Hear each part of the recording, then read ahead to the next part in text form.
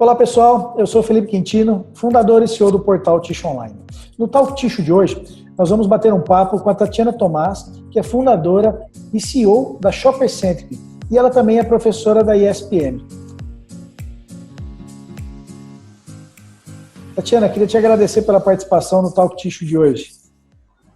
Eu que te agradeço aí, Felipe. Obrigada pelo convite. Uma honra estar falando novamente com você.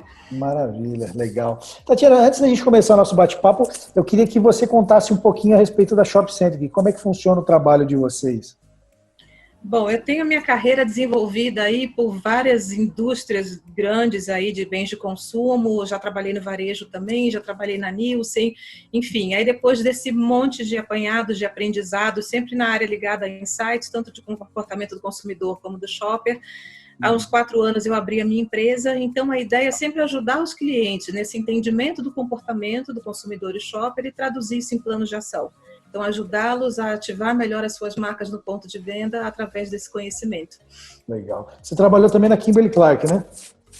Exatamente. Então, meu link aí com o movimento de tissue, porque passei pela Kimberly-Clark, que é uma indústria que eu adoro e uma empresa que eu tenho o maior carinho por ter trabalhado. Que legal, bacana. Tatiana, nós vimos aí no início dessa pandemia aí uma corrida louca dos consumidores aí nos supermercados, né? Por que tem essa tendência do consumidor com relação ao papel higiênico? Olha, Felipe, assim, eu sou uma curiosa e estudiosa de neuromarketing. Eu adoro entender o que passa dentro da cabeça do ser humano. E a gente viu alguns comportamentos muito interessantes ligados a isso. Um dos movimentos é o que a gente chama, né, o que existe, que são os neurônios espelho, que são células que tem dentro do nosso cérebro que fazem com que a gente imite o comportamento de outras pessoas. Então, se eu vejo alguém comprando muito álcool e máscara e papel higiênico, eu vou comprar igual. É uma coisa meio irracional, né? O que a gente fala do efeito manada. Se está todo mundo comprando, eu vou comprar também. E atrelado a isso, vem a sensação também, o gatilho mental, que é a escassez. Nossa, se está todo mundo comprando, vai faltar, é melhor eu comprar muito também. E foi um comportamento muito irracional, né? Principalmente ligado ao papel higiênico, porque a gente viu as pessoas na Europa, nos Estados Unidos, se hiperabastecendo, e que isso não tem nada a ver com a realidade do Brasil, né? O Brasil é um país exportador de celulose. Sim. Então, jamais ficaríamos sem papel higiênico no supermercado. Mas o ser humano tem esses comportamentos irracionais, né? E além dessas categorias, por exemplo, eu tenho acompanhado muitos estudos e tem um instituto que é o Akivia, que ele acompanha dados de farmácia, do mercado farmacêutico. Tá. E eles estavam mostrando também, no começo da pandemia, teve uma fake news relacionada a se você consumisse vitamina C, isso te daria uma imunidade para contrair a Covid. E teve um aumento de 200% na compra de vitamina C por conta de uma fake news. Tá. Então, assim, foi um momento realmente que o ser humano meio que saiu do corpo, né? Com relação ao comportamento de compra. Foram várias movimentações aí irracionais e agora a gente já vê caindo um pouquinho mais na normalidade, né? E hoje, como é que está esse comportamento do shopper? Como é que você está enxergando com relação às compras aí? Como é que estão as tomadas? E o que acontece? Com esse boom todo que aconteceu, né, acabou gerando uma ruptura muito grande, né, Felipe? Então, a gente vê dados aí, dados da Neogrid falam, toda ruptura acima de 10% já é um dado extremamente elevado. E com essa questão toda da ida aos supermercados e dessa compra exacerbada, a gente teve índices de rupturas altíssimos para as categorias de álcool, papel toalha, papel higiênico. Aí, perto dos 20%, às vezes, em determinados momentos, até acima dos 20%. Então, assim, a compra, ela continua muito grande dessas categorias, né? Hoje a gente vê um patamar um pouco acima desse pico, mas acompanhando aí relatórios semanais da Nielsen, a gente vê que em relação ao mesmo período do ano anterior, o crescimento ainda está na casa dos 2 dígitos. Então, o papel toalha vem crescendo constantemente 20% em relação ao mesmo período do ano anterior. Papel higiênico vinha crescendo também acima de 20%, agora na última semana, no último reporte veio 17,5%, mas ainda assim, mesmo caindo um pouco esse patamar, ainda níveis muito mais elevados do que a gente estava acostumado a ver, né? Uhum. Então, assim, acredito que com isso, o comportamento agora, a tendência é começar a normalizar um pouco, né? E aí, pegando... Desculpa, continua. Não, pode, eu só ia fazer uma... a gente achou que ia ter um boom, né? Teve uma bolha aí em março e abril, mas a ideia, a tendência é dar uma normalizada de novo, né? Agora o comportamento do shopper mudou muito durante essa pandemia, né? Teve esse boom inicial e agora não estamos mais nesse momento de hiperabastecimento, mas sim o comportamento de compra continua diferente.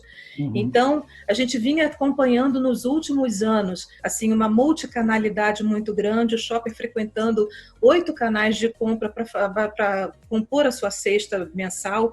Hoje em dia isso não acontece mais, as pessoas estão objetivando ir numa loja e resolver toda a sua compra numa loja por questões de segurança. A questão de compras picadas também, que era uma tendência que vinha há muitos anos crescendo, nesse momento a gente volta a ter a compra de abastecimento, com dados aí do varejo já refletindo tanto o aumento do ticket médio quanto a diminuição da frequência de loja. Então esse é um movimento que ainda vai perdurar durante algum tempo, né? As pessoas hoje estão querendo ficar menos tempo dentro da loja, então a compra está sendo muito mais planejada. As pessoas estão pensando qual vai ser o cardápio da semana, o que eu preciso comprar, e vão com a lista de compras na mão, querem entrar, comprar e sair o mais rápido possível. Né? Uhum. Uma outra questão também que vem acontecendo, a gente acabou de comentar sobre a ruptura. Hoje, a necessidade do shopper está acima do desejo. Então, em muitos casos, está sim havendo uma experimentação de outras marcas, migração para outras marcas. Em alguns momentos, até fazendo um trade-down, experimentando marcas mais baratas, porque eu preciso comprar aquela categoria, precisa ser naquele momento. Então, assim, as marcas estão, hoje em dia, com uma competitividade maior entre elas, né? A lealdade já não está tão forte nesse momento por essa questão da ruptura e da necessidade. Um Entendi. outro dado também interessante do varejo, historicamente, finais de semana são os picos de compras. Hoje, como as pessoas estão mais tempo em casa, esse comportamento já não é mais tão exacerbado no finais de semana. Então, todo dia é dia para ir ao supermercado. Você já vê uma coisa bem mais flat nesse movimento do supermercado, né? Melhor distribuída. Uma maior presença de homens também dentro das lojas, que antigamente era muito predominante a presença feminina, né?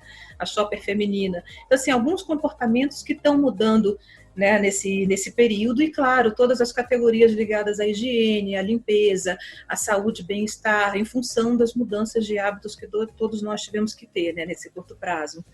Legal.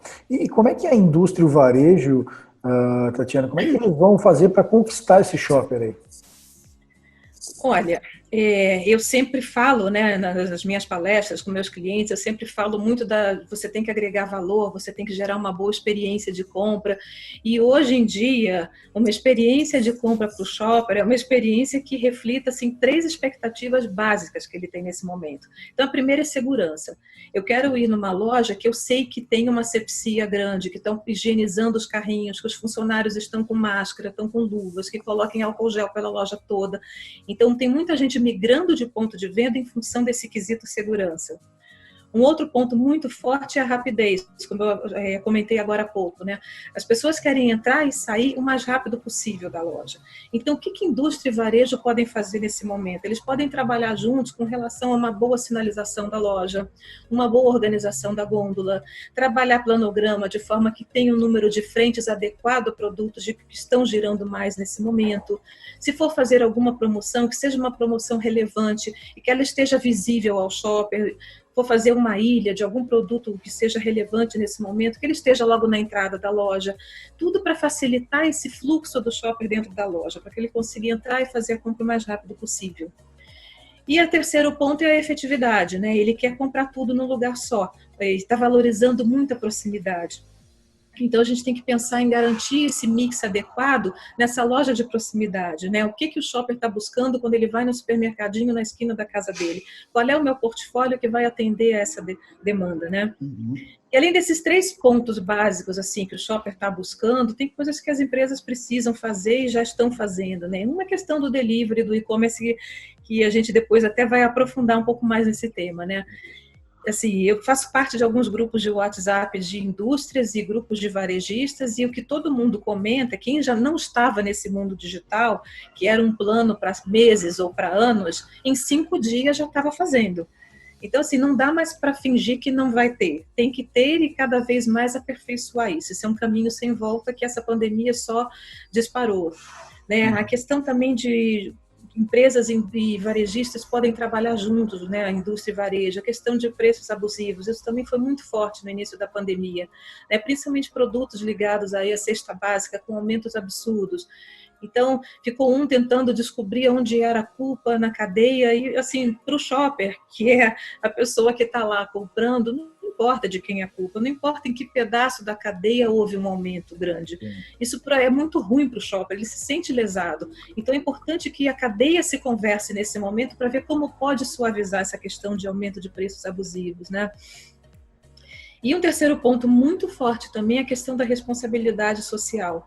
Hoje as empresas estão, muitas delas, né, trabalhando muito essa questão. E o shopper está muito de olho nessa empatia das empresas nesse momento. Não queira me vender a qualquer custo que você quer me vender. Esteja empático, entenda esse momento, entenda o que a sociedade está passando. Então as empresas precisam cada vez mais estar engajadas com esse movimento de empatia. E aí que eu trago alguns dados de pesquisa, só para pontuar um pouco o que a gente está conversando. Legal. Tem uma pesquisa do Qualibest que fala que 4 entre 10 pessoas lembram de alguma marca que fez ações para ajudar na crise. Tem um outro estudo que é da Ipsos, que mede a questão de empresas que estão fazendo mídia, né? Então fala que os espectadores valorizam e passam a desejar ainda mais as marcas que se posicionam sobre o conteúdo de alguma ação ou atitude. Tem outro estudo da Kantar que fala que 87% dos entrevistados concordam completamente que as empresas devem comunicar principalmente as ações que elas estão fazendo nesse momento de crise. Então, assim, vários estudos, todos convergindo para a mesma ideia, né, de que o shopper está de olho e está se identificando com essas empresas que estão nesse momento de empatia com o momento que a gente está vivendo. Duas coisas que eu queria pontuar que você comentou agora. Uma, eu fui no supermercado hoje, e eu dei de cara com uma ilha, logo na entrada, que nem você disse, com papel higiênico, sabonete, sabão. Então eles montaram esses itens de primeira necessidade, e papel higiênico era o que mais tinha, porque dá um volume grande, né? Fizeram uma parceria com determinada marca, e essa ilha estava montada bem na cara. Então quem queria itens de primeira necessidade, ele comprava e já ia embora, né? Uma outra experiência que eu tive, você falando de e-commerce, eu moro em Bragança, Paulista, né? Cidade de interior, é diferente de São Paulo. Então nunca tinha feito compra pela internet no supermercado. E agora teve um site que tem aí, que ele pegou 3 supermercados da cidade, e essa semana a gente fez a nossa primeira compra pela internet. E, nossa, é outra vida, né? Você consegue pesquisar, mas aí tem um ponto que eu enxergando do lado da indústria, né? A indústria, eu acho que agora ela tem que se comunicar muito mais, né? Com o shopper, com o seu potencial cliente. Ela tem que comunicar as ações que ela está fazendo, né? Ações sociais.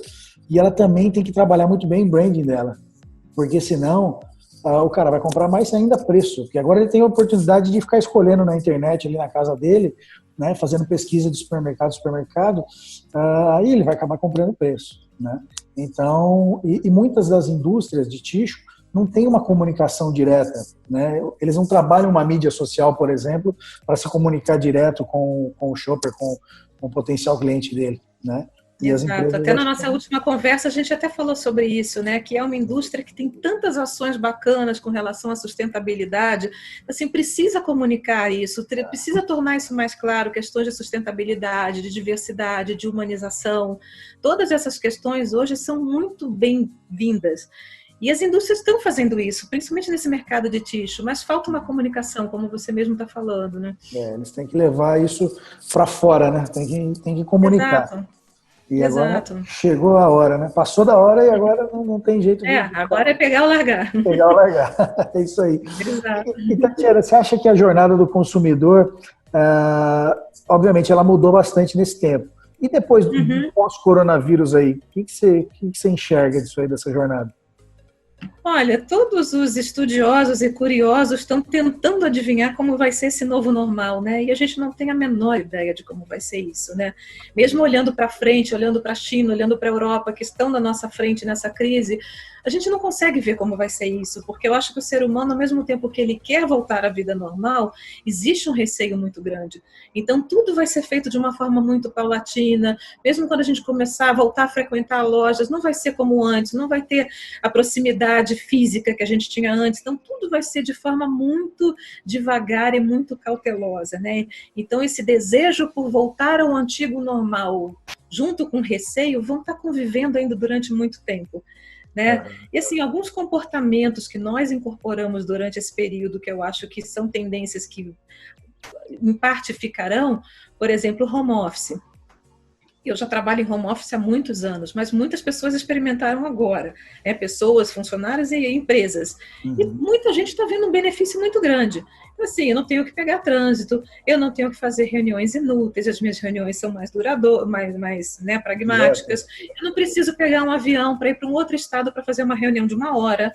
Eu faço da minha casa e pronto, né? Eu não perco um dia para fazer uma reunião de 1 hora, quando é no caso de um outro A gente estado. consegue fazer uma entrevista online, né? Exatamente. Então, assim, muitos benefícios, né? E a questão também desse convívio familiar, quer dizer, um maior equilíbrio de vida profissional com pessoal. Então, eu acho que isso é uma coisa que não vai ficar 100%. Provavelmente não, mas muito vai ser incorporado. E como eu te falei nesses grupos de WhatsApp que eu faço parte, assim, tem muitas indústrias, muitas varejistas, nem tanto, mas mais indústrias falando, nossa, a gente descobriu que a gente não precisa de um escritório tão grande. Por que eu preciso de ter 100% do meu quadro lá todos os dias?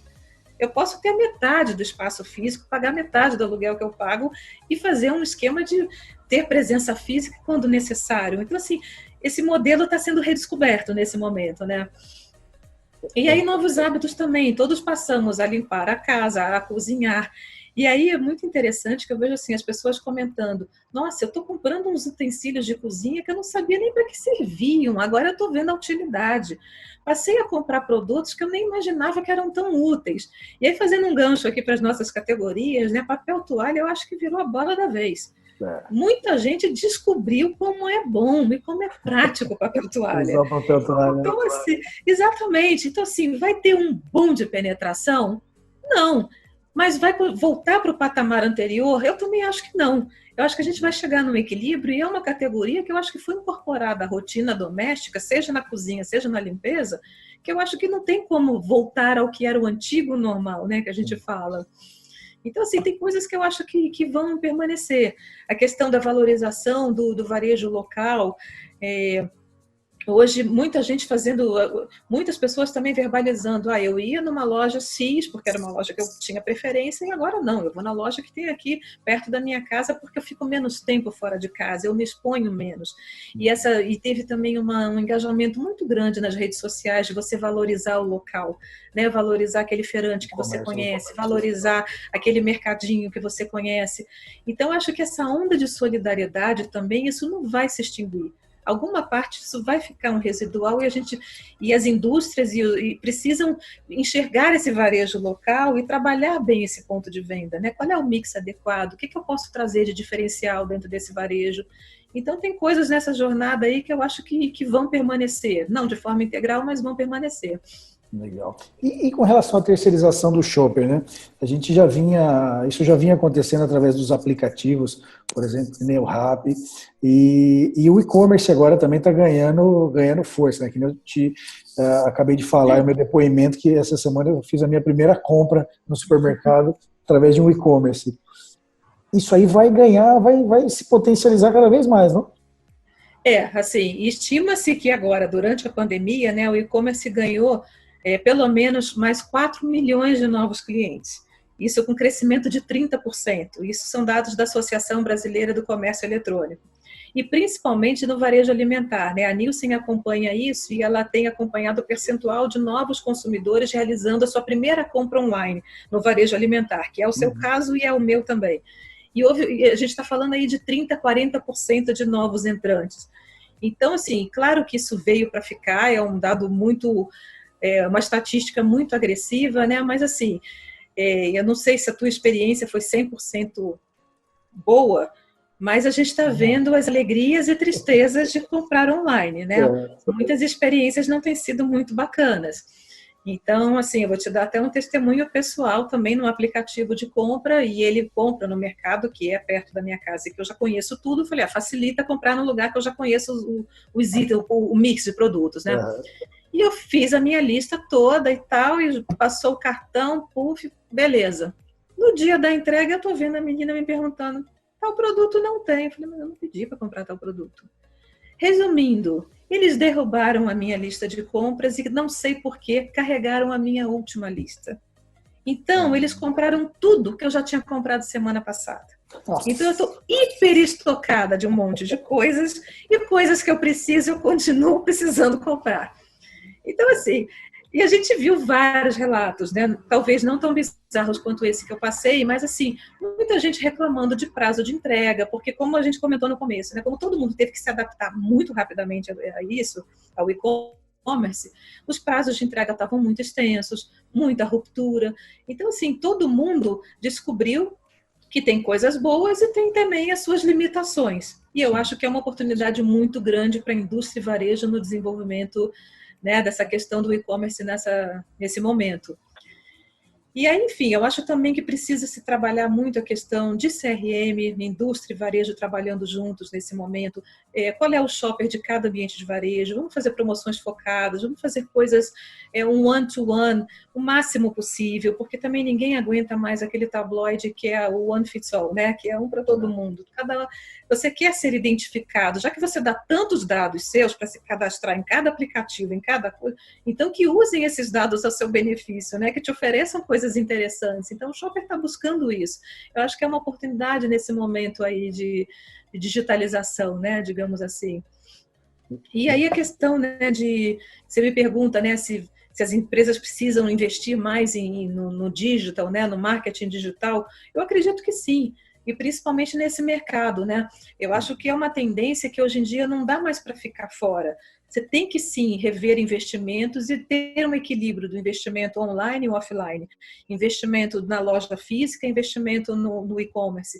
As duas coisas vão conviver sim, daqui para frente mais intensamente. Então as empresas precisam pensar sim, equilibrar seus esforços nesse sentido. Múltiplos canais, né? Exatamente. Legal. Então, assim, a gente viu nesse último momento, assim, eu falei do varejo de proximidade que cresceu bastante, mas um outro formato que estava, assim, já perdendo importância e que ressuscitou com a crise foi o hipermercado.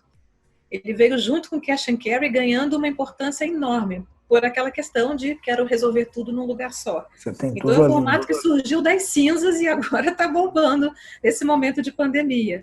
Então, assim, a gente precisa entender daqui para frente como é que vai ser isso, né? Esses novos formatos e formatos que já estavam mais resgatados, que voltam para o repertório do shopper. Como é que vai ser essa multicanalidade daqui para frente e o e-commerce junto, né? Desse grande cesto aí dessa multicanalidade. Essa convergência dos canais de compra tem que ser cada vez melhor e mais azeitada e com menos fricção aí para o shopper. Legal. Não, bacana, Tatiana. Acho que a gente vai ver, tá mudando, que nem você disse, né? O que já foi não volta mais, e vamos ver o que vai acontecer daqui para frente, né? É uma caixinha de surpresa, né? Para todo mundo, né? Para nós, enquanto consumidores e shoppers, para as indústrias, para o varejo, enfim, varejo também está sofrendo muito com as legislações, que quem tem loja em vários estados, em várias cidades, as legislações elas oscilam entre municípios, então também o mundo não está fácil para ninguém nesse momento. Não, com certeza. Então vamos ver como é que vai ficar, né? É isso aí. Bom, Tatiana, eu queria te agradecer, obrigado pelo seu tempo aí de estar conseguindo fazer esse bate-papo com a gente hoje. Eu acredito que a gente conseguiu levar um conteúdo bacana para o pessoal, uma outra visão, né? Uma visão aí do shopper para a indústria. E obrigado e sucesso para você. Muito obrigada para todos nós. Muito obrigada pelo convite, Felipe. Legal, Tatiana. Obrigadão. Até mais. Um abraço. Tchau. Tchau, tchau.